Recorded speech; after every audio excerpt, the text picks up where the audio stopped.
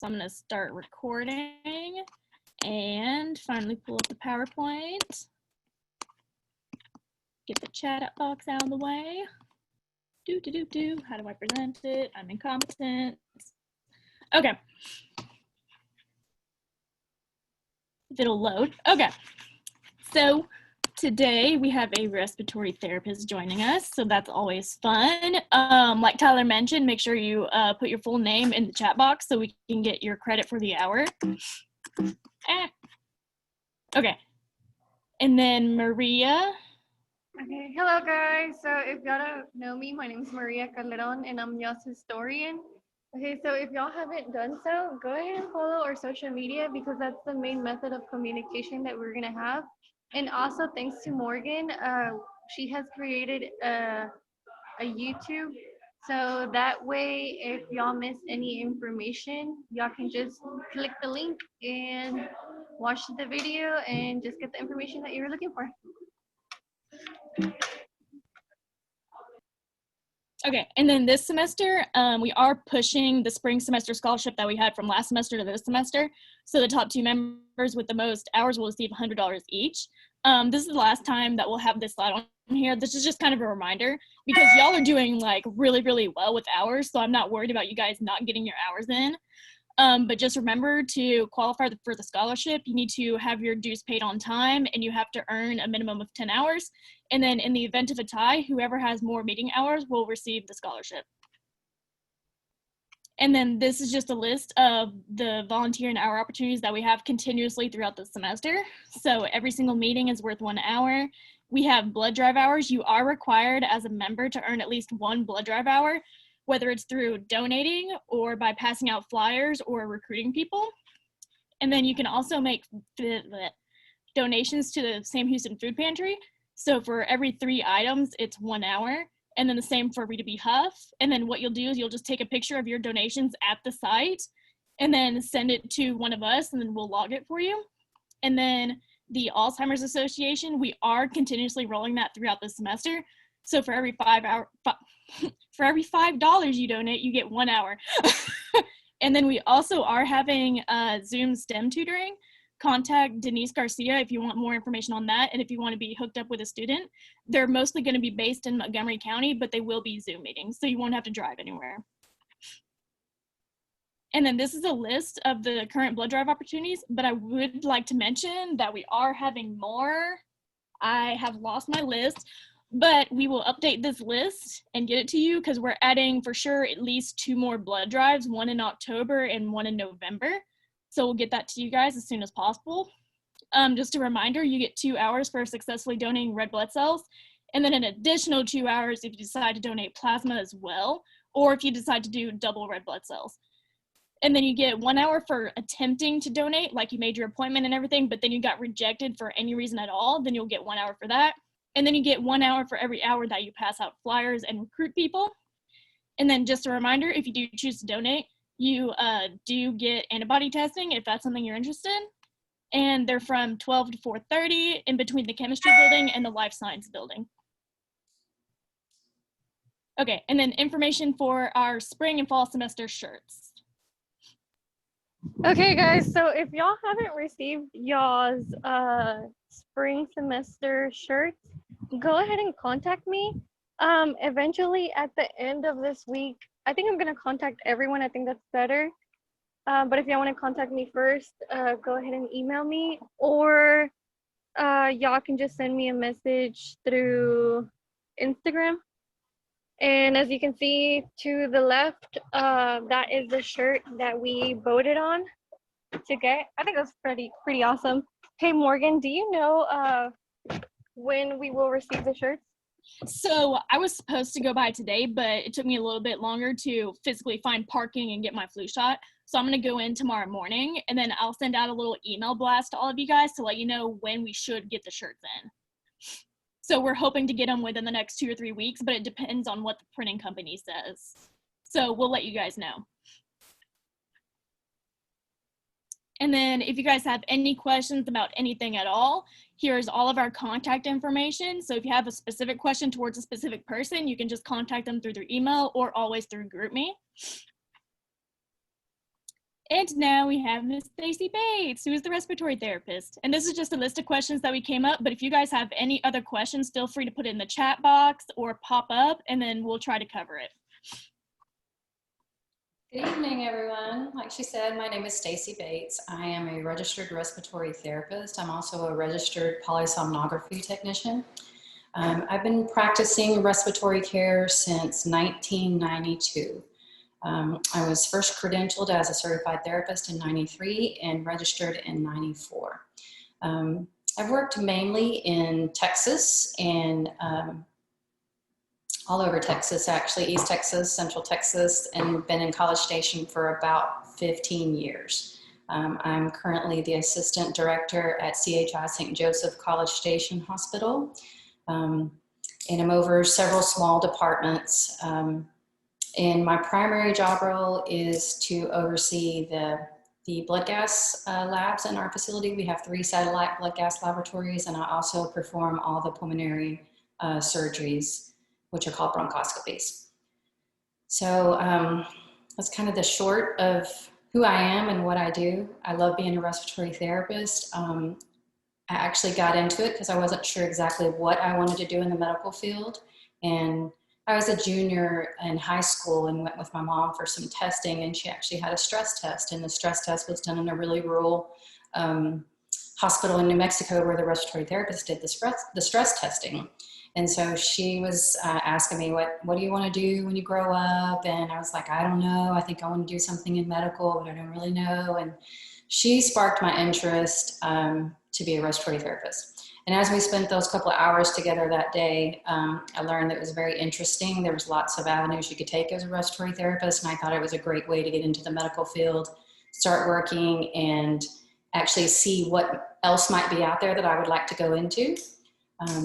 You can start practicing as a respiratory therapist with only an associate's degree as long as you get credentialed through your state. So you meet your educational requirements, your clinical hours, and then you can sit for the exam. And I actually worked as a student for a little under a year before I was credentialed. Loved it then, still love it now. Not sure what else I could tell you in short. Respiratory therapist basically deals more with the lungs of the body. So they're kind of the person who's going to come in when you have asthma. I'm sure you've heard about COPD, pneumonia. Of course, COVID is a huge thing nowadays, and we're a big part in that. But we do small things from giving breathing treatments all the way up to managing life support on the ventilators. So we have a really broad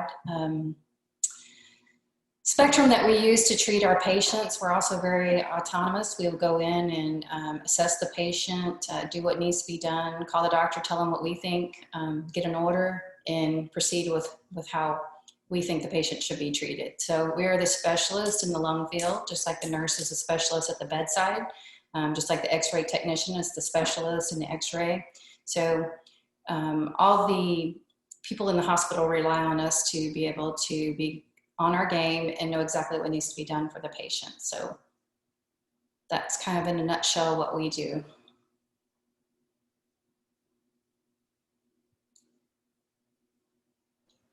And you said you were also a certified, or correct me if I get this wrong, somnologist? I'm a registered polysomnography technician, yes. So that's it's a sleep degree. So what would happen in that degree is there's someone in the room that takes the person that needs a sleep study. Maybe they're having trouble sleeping. They think maybe insomnia, maybe medication related, it may be obesity, but for some reason they're not getting a good night's sleep. Essentially, they're not making it through their sleep cycles and all the way into REM. So we will take them in the lab, hook them up. We put 21 electrodes on their head, electrodes on both their arms, their feet, around their chest, around their stomach. We basically tie them all up and then ask them to sleep. And we monitor their sleep through the night, and then we'll score their sleep stages, say when they're in stage 1, 2, when they're moving to REM. We'll identify any kind of periods they might have of snoring, any periods where they stop breathing, which is what we call apnea. We'll apply oxygen if they need it. We'll apply CPAP if they need it, BiPAP. any of those things to try to get rid of the symptoms that they're having while they're there with us, so that we can say, we got you to sleep and this is what you need to sleep at home. So.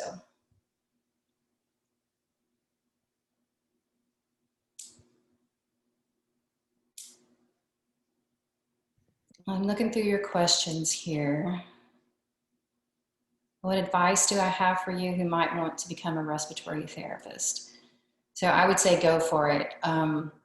It's provided me with a long life of education. I'm a giver. I enjoy treating people. I enjoy seeing people get well and leave the hospital. Unfortunately, a lot of our conditions are chronic, so those patients become our family, especially when you stay somewhere for a long time. It's like that hospital I work in now. It's a smaller community hospital. We have our regulars. I enjoy that a lot. I never thought that I'd be a respiratory therapist for my whole life. And now that I'm getting close to 50, I don't know that I'll probably do much else, but it's been a very good career for me. Let's see. Did you work when you were in school? I did. I don't think I would advise it. My grades probably weren't as good as they could have been, but I was adamant to not take out loans and pay cash along the way. And I was living away from home. I had to move into another state right across the border from where we lived into Texas. New Mexico didn't have licensure for respiratory therapy when I was in high school. So I had to move into Texas to go to school. And so I was, paying for my way and paying for school as well. So I could have done, I think, a lot better, but yes, I did work and I made it through without any kind of loans to pay back. Well, let's see, what do I love most about my job? I think I probably like helping people the most. Not everything about a respiratory therapist is rosy. We have a lot of jobs in our repertoire that we do not enjoy, that aren't comfortable for the patient, are comfortable for the family. Oftentimes we have patients who aren't compliant with the care that we think they need. Those all bring about very difficult situations. Most difficult probably being terminating life support. I remember when I first did that in my first year out of college, and I won't say that it ever gets any easier, but it keeps coming around. There's just those times in life where you've done everything you can do and you can't do anymore, and so someone has to be there to take care of that and let them peacefully go on to their next, whatever their next job's going to be in the world. So we let them go. Let's see, do I have any advice in regards to earning shadowing or volunteering hours? So I know that our corporation, we're part of CHI St. Joseph. They do allow shadowing and volunteering, and we have a certain department set up that handles all of that. And so if anyone wanted to come in and shadow, they could definitely do that. They shadow all kinds of different positions in the hospital, but you could definitely ask to shadow the respiratory group, and you'd have a really good time. Our students love us and get to do a lot of really cool things, so they always want to come back. How do I personally keep a work-life balance? It's always been a big struggle for me. Currently, I work Monday through Friday, and I'm mostly in the office. And it's easier for me to have a work-life balance because I can just close the office door and go home. On the other side of that, I'm on call at least every other weekend and every Monday, Tuesday, and Thursday. So it's hard to turn it off. I don't know if you've noticed, but I've gotten probably 3 or 4 calls and texts while we've been going through this Zoom of people having questions and trying to reach out to me for things. So you never can completely turn it off in the position that I have, but you definitely try to get your, a long weekend here and there to just kind of get away and get back into your family and enjoy the things that you're missing when you're working all the time. See, my undergraduate GPA, I would say I was probably about 3.6, 3.7, somewhere in that area. Not near what I wanted to be or what I could do, but it's what I was capable of at the time. I have most definitely lost a lot of patients. And I just have to look at it I have a lot of faith, and I just have to look at it in the fact that their job here was done, and they're moving on to the next thing that they're needed for. A lot of them are in pain. We deal with a lot of lung cancer and things like that. Those aren't things that, are kind to people. So you want to hope that they're in a better place. So that's kind of how we deal with loss. Children are always the hardest, in my opinion. I have a real safe soft spot for children. Those are my favorite to take care of. And in the facility that I work now, we don't have a lot of children, so I miss them a lot. Most of the patients that I take care of now are sedated. We're in the operating room, and so they can't chat and tell us anything about their life and what's going on. So I do miss that kind of bedside care that I don't get into that much anymore.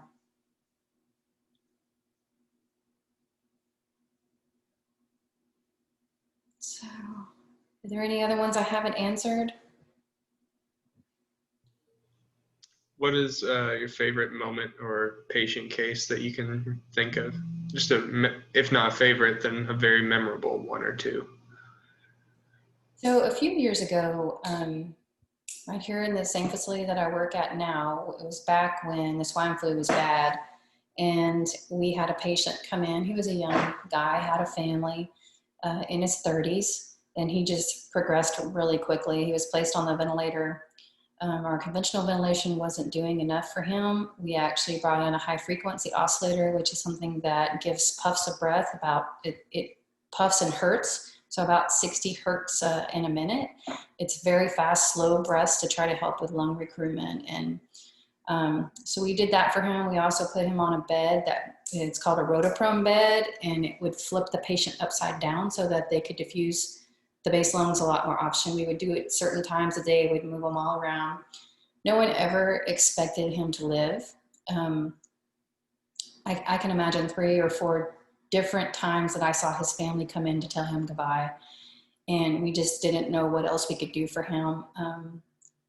And he got off the rotoprone bed, got off the ventilator, went upstairs, and about 8 or 10 weeks later, he walked into the ICU to tell us all how thankful he was that, we were there to take care of him, and that we knew exactly what to do, and that he lived. And obviously that was what he was supposed to do in life, is live through that. He had more to do with his job. So he was granted a second chance, and that's pretty amazing to see somebody go from where you thought they just couldn't recover until they walk in and tell you how thankful they are, and they remembered you. And it was a very, very heartwarming story. I guess I've got a few others. Was there a learning curve whenever you first got into the field, and how hard was it in order to get acclimated to your job? There was a huge learning curve. The problem with squeezing this kind of degree into an associate's is you go around the calendar. You don't take any semesters off. You're doing class, you're doing clinicals, you're tired, you're learning, you're checking things off, taking care of live patients, you're going back and learning in the book. Everything's really squished together, and you're expected, to be able to perform what you say you can perform, and that's a hard thing to do when you've never done it on a person before. And then some people don't want you to learn on them. So it was always a challenge to try to get done all the things that you thought you could do. And I'm not going to say I wasn't scared. I was definitely scared. I have a really thick stomach at this point after all that I've seen and been through in my career. But starting out, I didn't. I thought I did, but I can remember my second clinical day, we were in the pre-op area, and someone was getting an IV placed, and it was a very difficult stick, and they'd stuck her several times. And I remember thinking, ooh, I'm feeling a little hot behind the neck. It must be hot in here. I didn't realize I was about to pass out, and that's just not me. I think the compassion to the patient, played a part in that. I felt terrible for her, and I felt bad for the staff who couldn't, get the line in. And so there's definitely a huge learning curve. There's still times when back in surgery, it was a new learning curve because smells and sounds and things are very different back there. A bone saw is something that you will never forget. Cauterizing flesh, vessels, something that you never forget. And, you know, masks can't hide all of that. So it seems like every time I move to something new and learn it, there's always a learning curve, and you always feel a little bit vulnerable until you've got enough under your belt to know that you've got this, if that makes sense. You always have people around you. You know, the good thing about healthcare is people always help each other. So you're never going to be placed out on the floor to take care of a patient and you're the only respiratory therapist there and you're a student. It's just not going to happen. And people are always with you. They're always willing to help. So it's a real nurturing environment, in my opinion, the facilities that I've been in.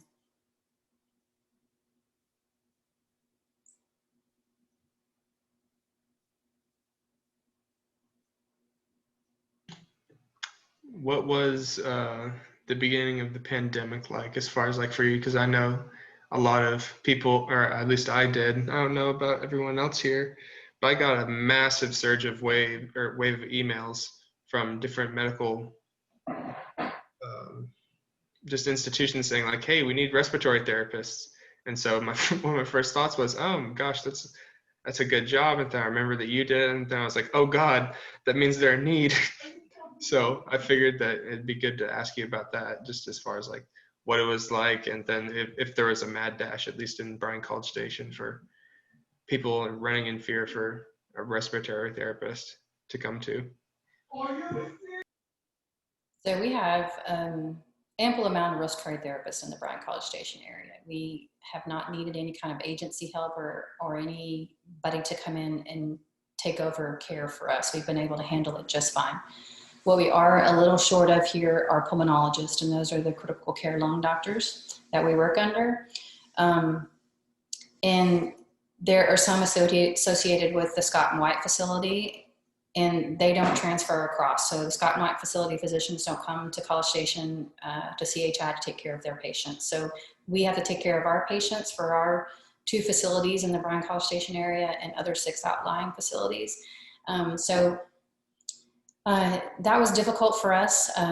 We got to a point where the Bryan campus, which is much larger than our campus, just had way too many patients to be able to leave their campus to come to ours to take care of patients. So we had to really change things around the way that we do things. We could take a critical patient, stabilize them, but they were always going to get an ambulance and get shipped to Bryan because that's where the higher level of care was physician related. So it was a hard thing for us. We're used to being able to keep our patients and take care of them.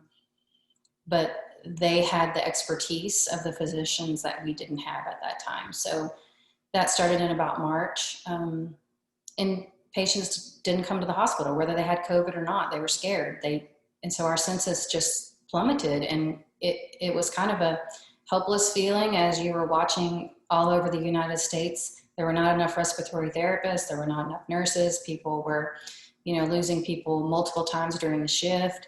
And we were here kind of twiddling our thumbs, wondering, waiting for our wave to come in. So it was difficult. We've made a lot of changes. We are now using a telemedicine group to do our pulmonology care. So we have, just like we're doing today, it's kind of like a Zoom. We have a physician on the other end, and we wheel him into the patient bedside. And he has a stethoscope that we can put on the chest. He can listen to the patient. He can converse with the patient. He can converse with us. He can see, all the monitors. He has access to all of our electronic records, and that's how we care for them now. So that's something we've been really excited about. So we're keeping all of our critical patients again. And that's a good thing. It's taken a big load off of the large facility across town that we're able to help them out with that. And I think things are starting to it feels like things are starting to kind of simmer down just a bit in regards to that. I mean, we're still seeing a lot of COVID cases, but the COVID cases we're seeing in the age population they're not as sick as the older populations and the people with comorbidities. So it's going okay.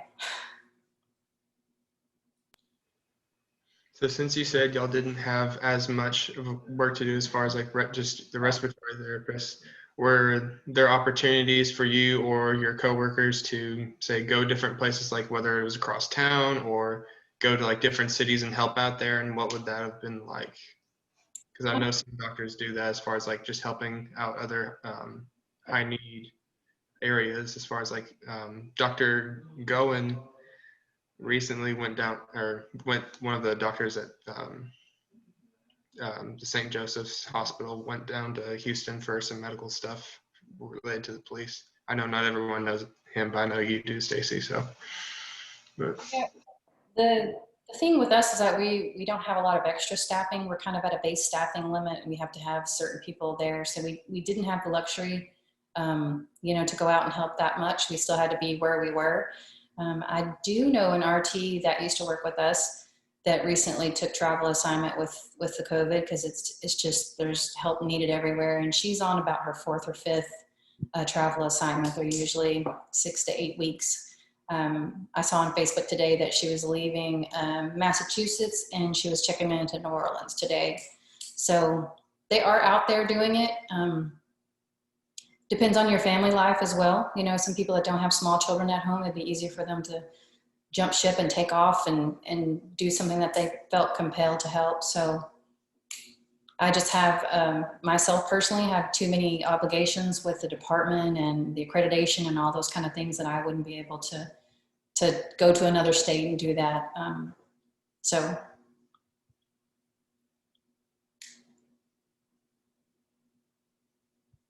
I think, Tyler, you might be the only person whose microphone's working.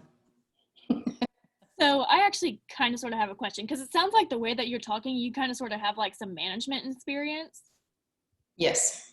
So how, what's that like? Like in comparison to being just a respiratory therapist, but also in charge of managing like an actual unit, what is the differences there? So the hours are way different. Obviously, as I've told you, I've got a lot of call, because if someone doesn't show up or someone has to leave during a shift, someone's got to take care of that. But for the most part, we work during the week, Monday through Friday. Our responsibilities are a lot more geared towards meetings and planning and productivity and how much things cost and how can we save money. And it's stress of a different sort. And it kind of pulls you away a little bit from the patient care side, which is not really why you went in to what you did. But at my age, I'm getting a little older. And so I guess I have a little bit more experience than most people on my team. So I was able to help out in that situation. I've kind of always gravitated towards that everywhere that I've worked. I've either been, a team lead, a shift supervisor, an assistant director. I've always done something like that. I have a pretty calm nature. I don't get excited in any kind of incident. Things don't rattle me. So I think that's probably perceived as something that kind of helps in leading. I like to teach. So I always am talking through what I'm doing with whoever I'm with, and, making sure everybody understands what we're doing before we do it, especially the patient. And so it's just a different gear that you flip. You still have your patient care, but not near as much as probably I would like to do. I was wondering could you give an example of like a pulmonary function test, like how we all give that test up to patients? Sure. I'm actually over the pulmonary function lab currently.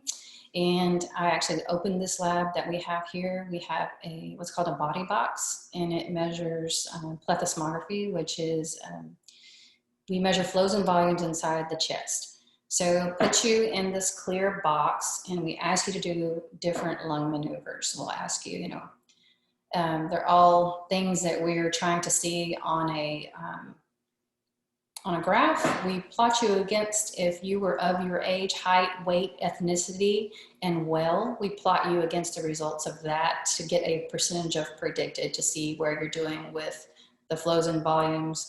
We also have a test that will look at the diffusion capacity, and what that is when you take a breath in, you get a tracer molecule in, and it's going to diffuse across that alveolar capillary membrane in your lungs. And where the O2 and CO2 come back and forth, it's going to diffuse across there. You're going to exhale. It's going to do some fancy calculations and kind of tell us how that membrane's working, which is a really important thing nowadays with asbestosis, COPD, fibrosis, any of the things that really deal with the soft tissue in the lung.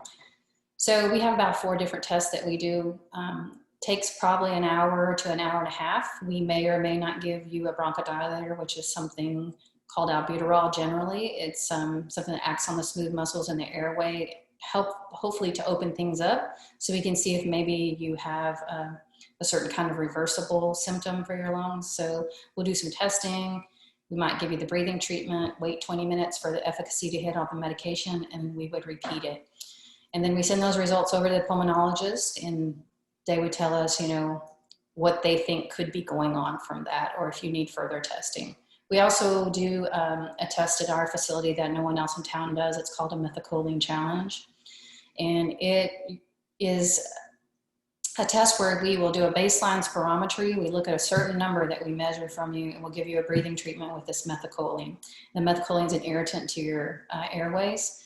Then we'll retest and keep an eye on that same number. The next dose, retest, the next dose, until you fall to 20% of your baseline. If you do, we stop the test there and we say that it's probable that you're an asthmatic. If you don't, we'll go through all the 5 vials that we have increasing strength to give you, and then we'll go ahead and reverse you with some albuterol and send you on your way. We have a lot of recruits that end up getting that ordered. They'll, somewhere in their medical history, they'll see that they had asthma, or somebody thought they had asthma, and they'll want them to go through that test before they'll allow them to get into the Corps. So we see a lot of that kind of stuff in our pulmonary lab. We also do some testing for muscle strength. So if you had some of the neuromuscular things like Guillain-Barré, myasthenia gravis, any of those, we can do some muscle training things and measure certain numbers and keep them, and then you might come back and see us. And you know, if you're in an episode where you're being really affected by it, you might come see us every week so we can get those numbers for you. You might even be in the hospital, and we'll go in the hospital and watch those numbers, and it just gives us an idea of where you're at. So that's kind of in a nutshell what the pulmonary function lab does. Awesome, thank you. You're welcome.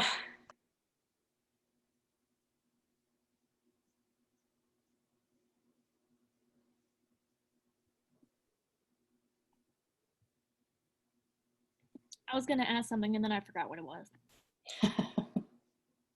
Oh, what is probably the most common condition that you treat for patients in your COPD. COPD? Yes, ma'am. Yeah, it's a very chronic condition. So a lot of people don't have it, but they do, if you know what I mean. And they continue to smoke, and they're just caught a little bug, and they need to come in and get that taken care of. But the whole while they're just progressing. I think we're going to see a huge shift in the care of those patients because of vaping. It's horrible. I think what's going to happen following all of this, we're seeing a little bit of it, and it's usually really young folks. It's really sad. They don't want to believe what you're telling them, that it's bad for them. They don't vape that much that it should be affecting them. They don't realize that the nicotine in what they're taking might be 60-fold of a pack of cigarettes in one little vial. It's, you know, nicotine's highly addictive, so it's just a really scary time that we're in now until we see what the fallout's going to be from that.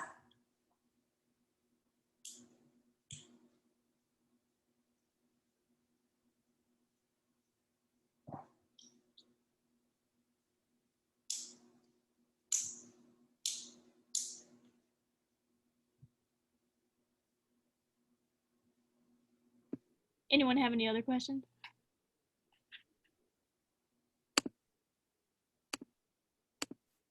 Maybe you're just shy. I think we might have a lot of shy people.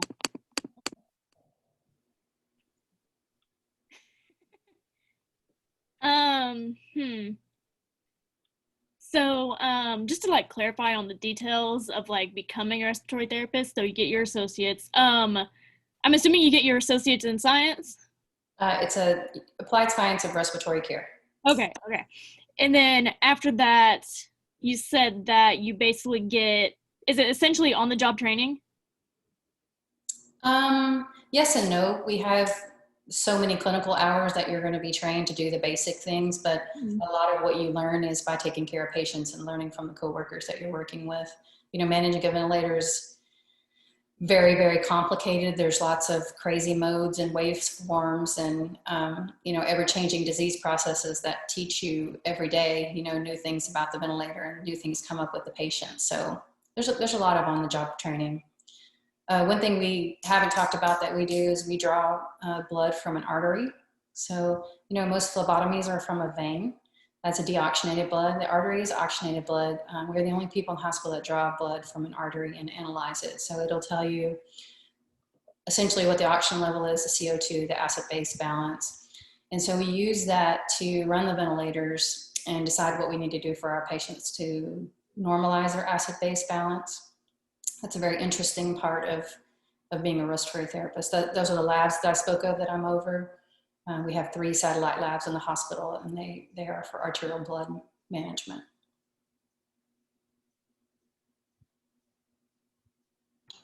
So we have a question from Julietta. If you wouldn't mind coming on the mic. I know some people are scared, other than us 4 psychopaths using our cameras. Yeah. Come on, Julietta. Feeling adventurous. Don't be afraid. We don't bite. We can't. We're over video. Okay, so what are some of the challenges other than paying for your tuition that you had to face? I was very young in the career. I was the youngest in my class. I was 19 when I started school. And I think a lot of people had a problem with me being young. I'm also a little bit type A. I probably am not going to say anything about a problem that I see or jump in and try to do something unless I feel confident that I know the answers to the questions and what I should be doing. And probably they just didn't want to give me too much of a chance because I was like their daughter, if that makes sense. So I did struggle with that, and being chosen to be a supervisory role pretty early in my career. I think I was about 5 years in before I first became a team lead. And it's really hard when you're trying to be a team lead and you're the youngest person on the whole shift. You've got 9 people working for you that shift, and they're all older than you. They all have more experience than you. So that was always a problem. And just the career of respiratory is very vast. So we've talked about the pulmonary function lab. We've talked about the bronchoscopy lab. We've talked about running ventilators. We've talked about doing routine floor care. We've talked about doing arterial blood gases. There's so much to learn that you're never going to know everything, if that makes sense. There's always going to be something out there, some different thing that you could do. So I hope I answered your question. I think I kind of got off on a tangent a little bit, but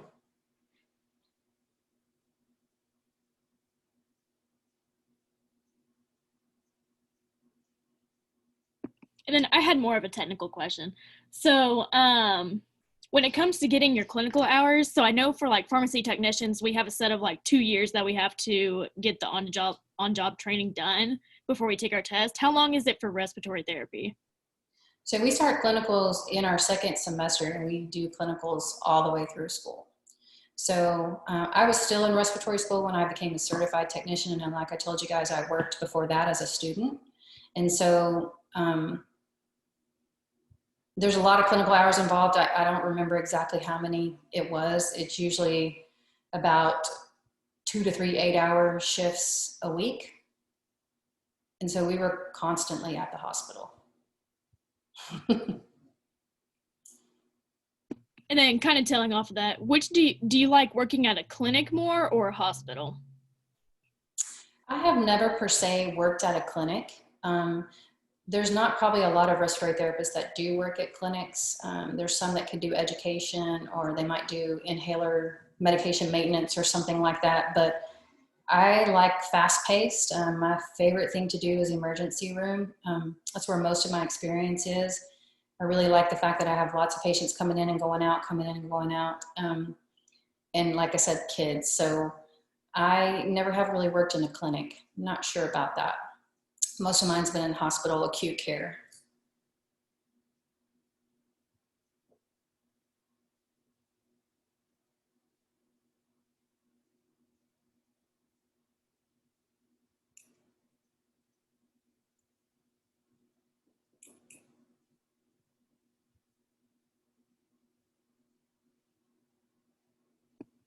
Anyone have any more questions?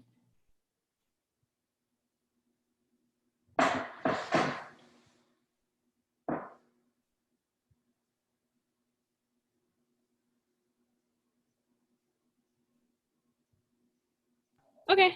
Oh, Sorry, it just came up. Okay. Whenever you tell people that you're a respiratory therapist, is there any like prejudice that you have to like not necessarily deal with, but you have to experience, and you're like, no, this is what a respiratory therapist does instead of like what the initial thought is? Oh, most definitely. Most people think that everyone in a hospital is a nurse or a doctor. So we are always called nurses or respiratory nurses, or there's all kinds of different things that people think. But once it's like a city, and there's a million different jobs in the hospital. So once you get in and become a patient or become a coworker, then you realize that everybody has their own job. And as they tell us, we kind of stay in our own lane.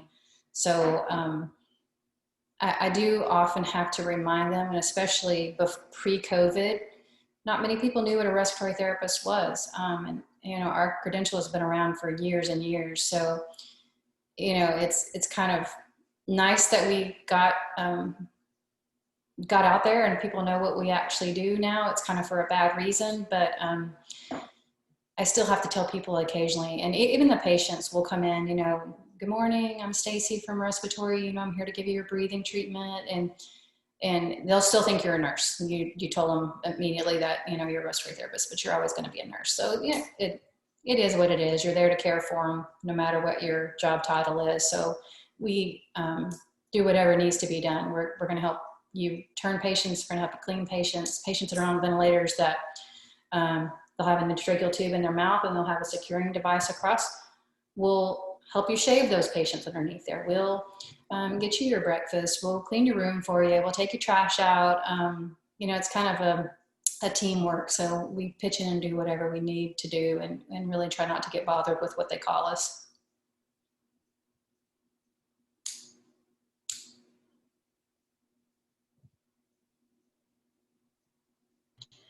In emergency medicine, I can imagine that you form a lot of camaraderie between any of your fellow co-workers. So would you say that, you know, it's easier to form bonds and form like a good like working team but with emergency medicine, or is it that easier with with a more laid back environment? So all of those units, whether it be a neonatal ICU, which we call the NICU, a pediatric ICU, which we call the PICU, it might be obstetrics, it might be trauma ICU, neuro ICU, the emergency room, all those areas, those people that work in those areas are specialists in those areas. And when you come in new, they're really not sure about you. They've got to kind of try you out and make sure you know what you're talking about and know what you're doing before they're going to let their guard down and let you become one of them. When they finally realize that you know what you're doing and you're one of them, it's the greatest feeling that you are really one team working together. And so, you know, it is hard to break those molds and get into those kind of things. The floor care is a lot less labor intensive. They're not quite as sick patients. And so that's a little bit easier to mobilize on the floor care, but the trauma and the critical care areas are always harder to kind of get into and find your niche.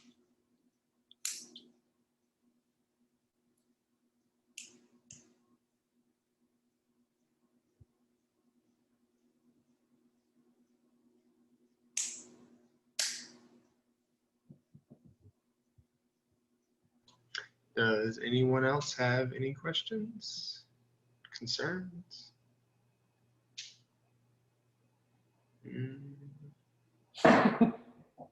Scott banging around in the background.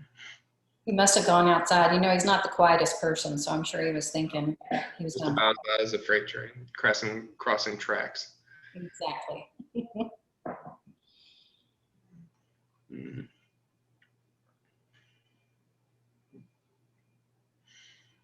I guess we can call it. Yeah, if no one else has any questions.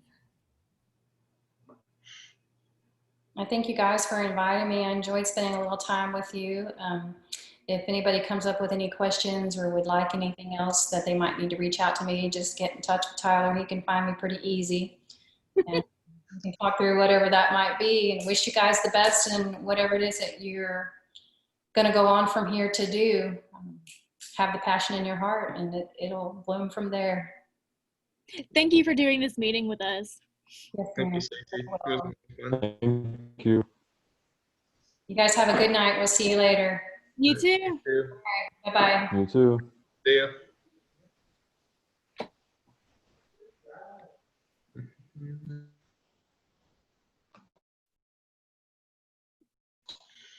Okie dokie, that's a wrap. All right, cool. We're calling it a day. Yep, that's pretty much it. Unless anybody else has any questions, like organization-wise. Mm. Mm-mm. I don't see anything in the chat, so I think everybody's good. I would say I'd look for a raised hand, but you know. Right. Oh, that thing is like that. I was like, oh, can't do Zoom camera. All right, yeah, if you guys don't have any questions, that's it. Feel free to email if you do have any. Mhm. And don't forget, keep up with those hours on our volunteer hours. Just keep them on the roll, and that do well. Yep. All right. See you guys next week. See y'all. Toodle.